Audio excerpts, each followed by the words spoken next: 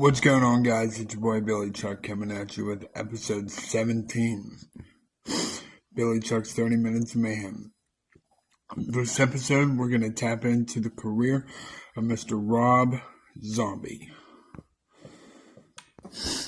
Rob Zombie was born Robert Bartlett Cummings on January 12th, 1965, and he is an artist, he is a record producer, filmmaker, and actor. His music and lyrics are notable for their horror and sci-fi films. His live shows have been praised for their elaborate shock rock theatrics and has sold an estimated 15 million albums worldwide. Anywho, Zombie initially rose to fame as the frontman for the big metal band White Zombie, with whom he released 4 albums. His first time that he went solo is the 96 song Hands of Death, Burn Baby Burn. Was written and performed with Alice Cooper and was nominated for a Grammy Award for Best Metal Performance. Not bad for your first time. His debut solo studio album, Hellbilly Deluxe, was released in '98. Zombie disbanded a month later. Hellbilly Deluxe sold over 3 million copies worldwide and spawned three singles. His second studio album, The Sinister Urge, was released in '01 and became his second platinum album in the US. His third studio album, Educated Horses, was released in '06 and marked a departure from his earlier style. It became his third album to enter the top 10 of the Billboard 200. But Zombie saw a decrease in sales compared to his previous releases. But his fourth studio album, Hellbilly Deluxe 2, released in 2010 and peaked at number 8 in the US.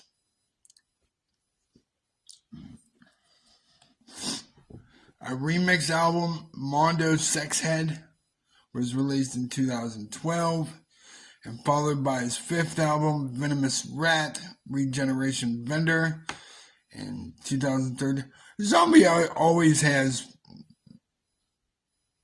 names that I don't know what the fuck they mean. But it isn't hard to stump Billy Chuck. But he released his sixth album in 2016 and called it The Electric Warlock Acid Witch Satanic Orgy Celebration Dispenser. What?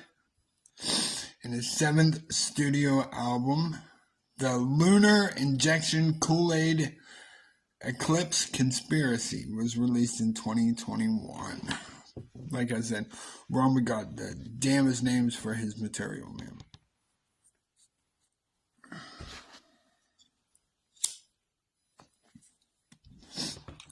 But, as many of you know, he is directing films.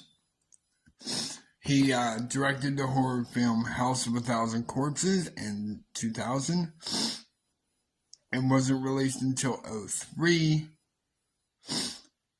And that fucker, it's a cult classic.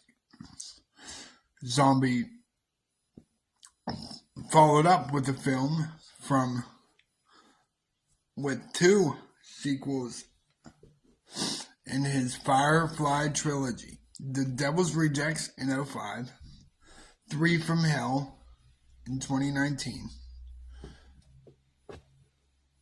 and of course, House of a Thousand Corpses was the first one. After the success of his 2 first films, he directed my favorite, horror movie of all time, Halloween, in 2007, a remake of the classic 1978 film. The film became his highest grossing to date, though was generally received negatively by critics.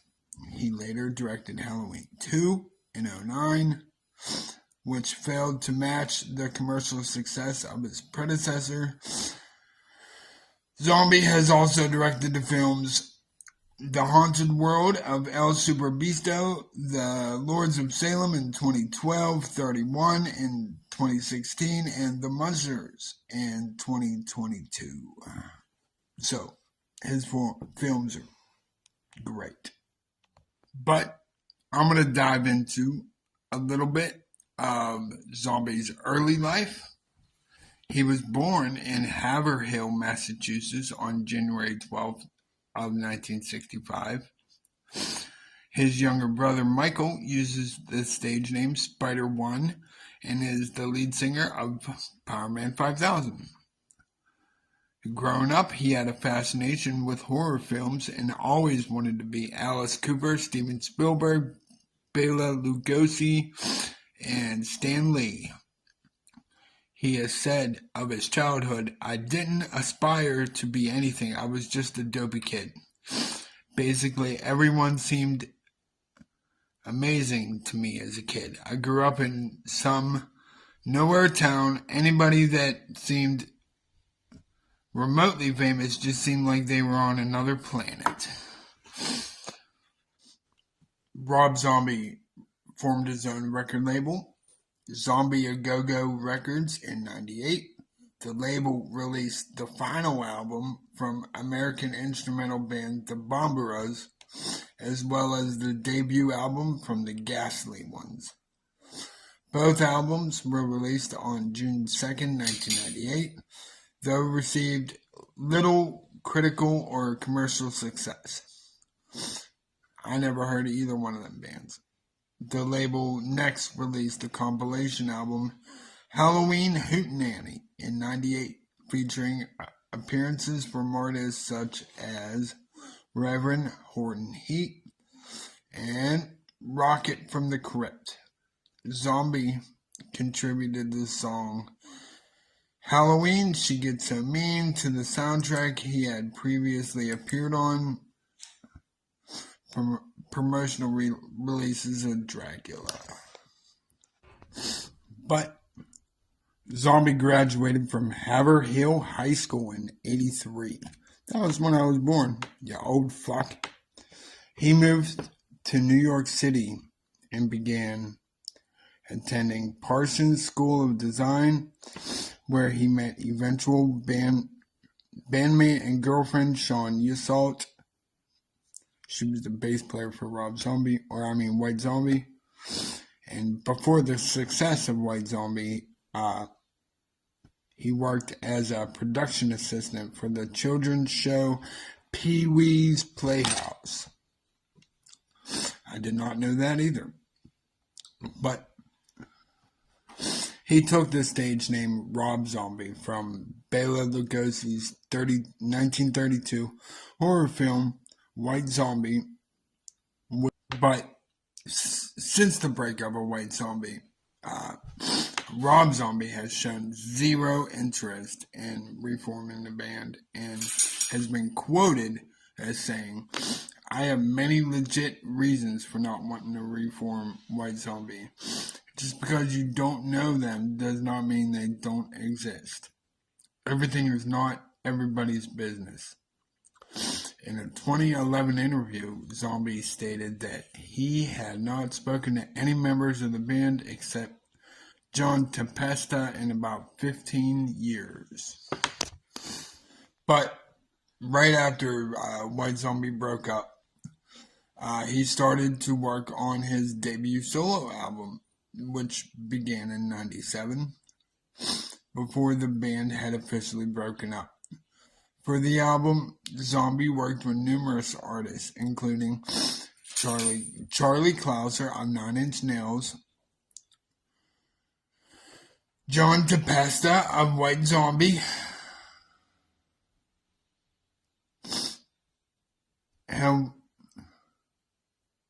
Zombie's solo debut album, Hellbilly Deluxe, 13 Tales of Cadaverous Cavorting Inside the Spook Show International, was released on August 25th, 1998.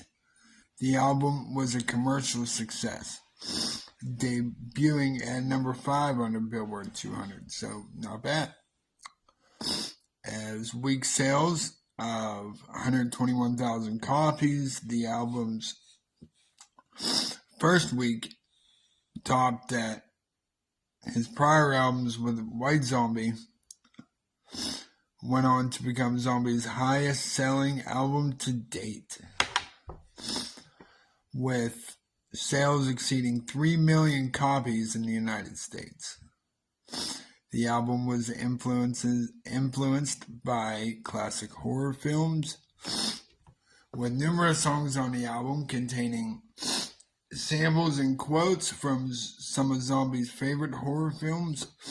The album spawned 3 singles, all of which charted on the Billboard Hot Mainstream Rock Tracks chart.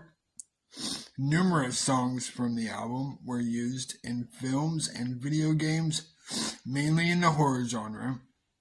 The success of the album led to the release of Zombie's first remix album, American Made Music to Strip By, which was released in 1999. The album entered the top 40 of Billboard 200 in its debut week, so congrats to you, Mr. Zombie. And that's all I got for you guys. So if you like what you've seen, like what you heard, hit that like button, hit that subscribe button. Let me know what you think.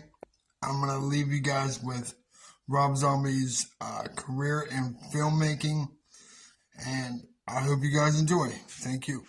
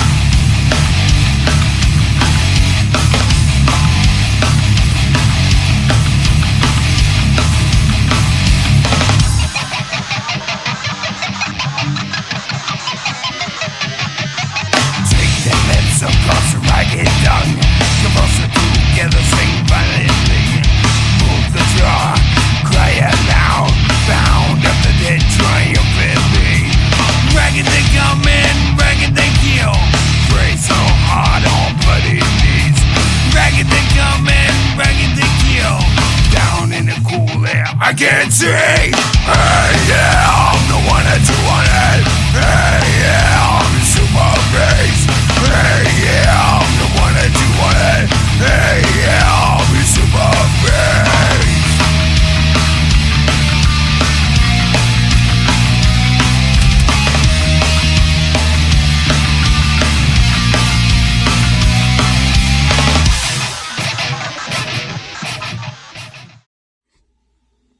And as always, guys, if you like what you've seen, like what you heard, and if you like spending time with your boy Billy Chuck, hit that like button, hit that subscribe button, and let me know what you think. Leave me some comments.